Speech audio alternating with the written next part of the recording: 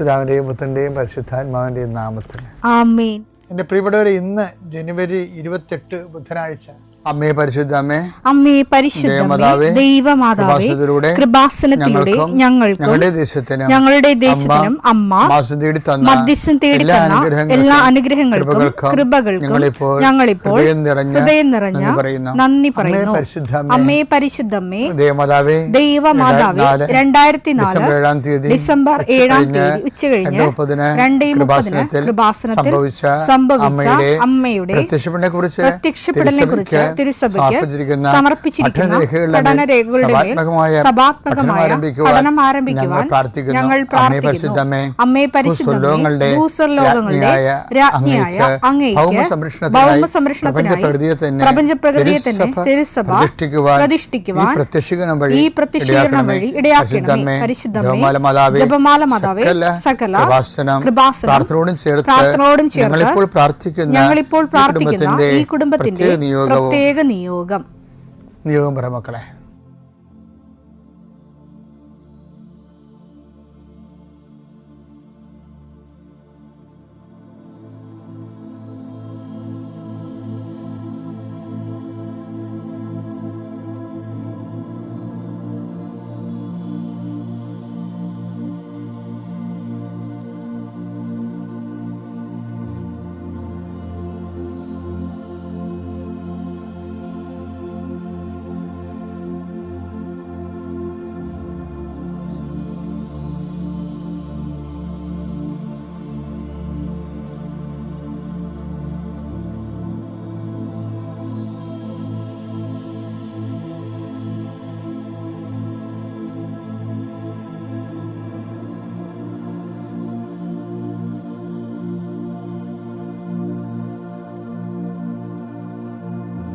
അമ്മയുടെ പ്രത്യക്ഷീകരണത്തിന്റെ ഈ അനുഗ്രഹവേളയിൽ ഞങ്ങൾക്ക് സാധിച്ചു തരുവാൻ കനിയണമേ. ആമേൻ. വിശ്വാസ പ്രമാണം.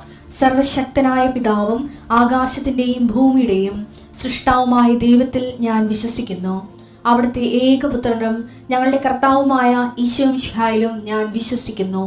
ഈ പുത്രൻ പരിശുദ്ധാത്മാവിനാൽ ഗർഭസ്ഥനായി കന്യകാമറിയത്തിൽ നിന്ന് പിറന്ന് പൊന്തിയോസ് പീലാത്തോസിന്റെ കാലത്ത് പീഡകൾ സഹിച്ച് കുരിശിൽ തറയ്ക്കപ്പെട്ട് മരിച്ച് അടക്കപ്പെട്ട് പാതാളങ്ങളിൽ ഇറങ്ങി മരിച്ചവരുടെ ഇടയിൽ നിന്ന് 3-ാം നാൾ ഉയർത്ത് സ്വർഗത്തിലേക്ക് എഴുന്നള്ളി സർവശക്തിയുള്ള പിതാവായ ദൈവത്തിന്റെ വലതുഭാഗത്തിരിക്കുന്നു.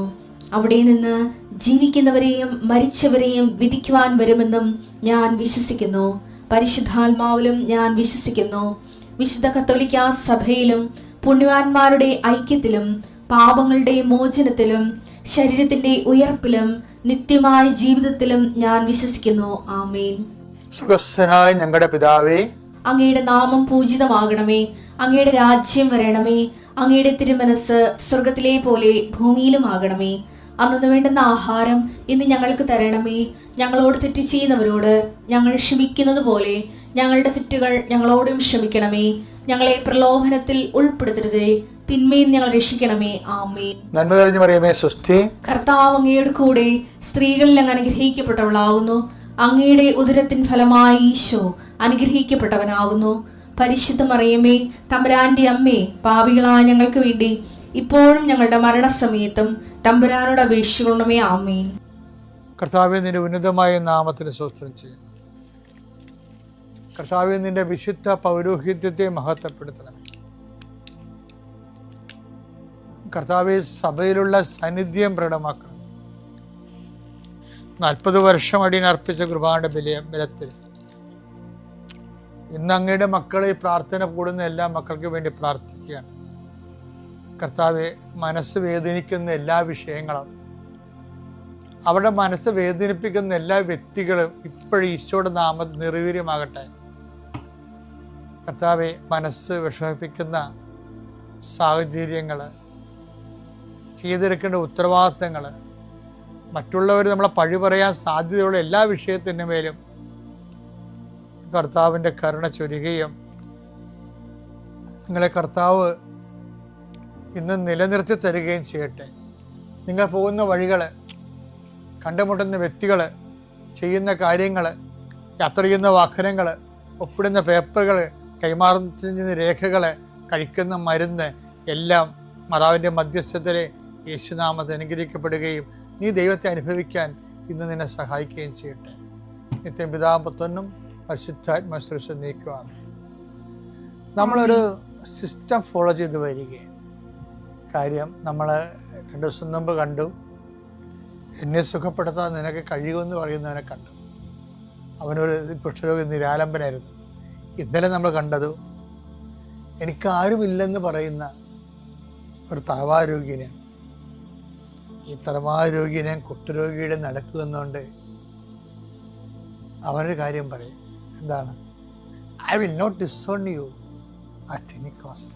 എബ്രായർ 13:5 ഞാൻ നിന്നെ ഒരു വിധത്തിലും അവഗണിക്കുകയോ ഉപേക്ഷിക്കുകയോ ഇല്ല എന്ന് അവിടുന്ന് പറഞ്ഞിട്ടുണ്ടല്ലോ.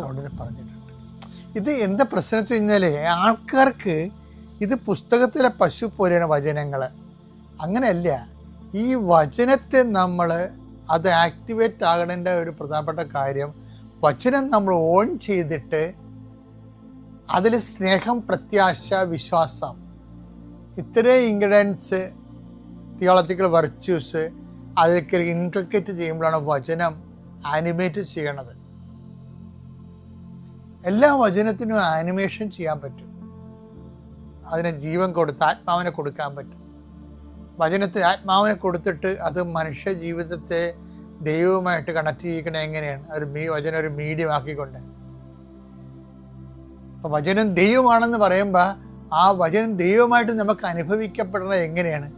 ആ വചനത്തിൽ നമ്മൾ വിശ്വാസം, പ്രത്യാശ, ദൈവസ്നേഹം എന്നീ ദൈവിക പുണ്യങ്ങൾ അതിലേക്ക് ഇൻകൾക്കേറ്റ് ചെയ്യും, സന്നിവേശിപ്പിക്കുമ്പോഴാണ് അത് ആനിമേറ്റ് ചെയ്യപ്പെട്ടിട്ട് നമ്മൾക്കതിൻ്റെ ഫലം തരുന്നത്. വചനത്തെ വിശ്വസിക്കാൻ മാത്രം പോരാ, വചനത്തെ സ്നേഹിക്കണം. വചനത്തെ സ്നേഹിച്ചാൽ മാത്രം പോരാ, വചനത്തെ പ്രത്യാശിക്കണം. അപ്പോഴെന്താണ്? നമുക്കത് ഫീൽ ചെയ്യും. I will not disown you. എന്തെല്ലാം കാരണങ്ങളുണ്ടെങ്കിലും നിന്നെ ഉപേക്ഷിച്ച് കളയാൻ എനിക്ക് എന്തെല്ലാം കാരണങ്ങളുണ്ടെങ്കിൽ, നിന്റെ പാപാവസ്ഥയാകാം, നിന്റെ ഭക്തിക്കുറവാകാം. പക്ഷെ കർത്താവിൻ്റെ വാഗ്ദാനം എന്താണ്? I will not disown you. ഞാൻ നിന്നെ ഒഴിവാക്കത്തില്ല ഒരു കാരണവശാലും. അത് പോരെ ജീവിക്കാൻ.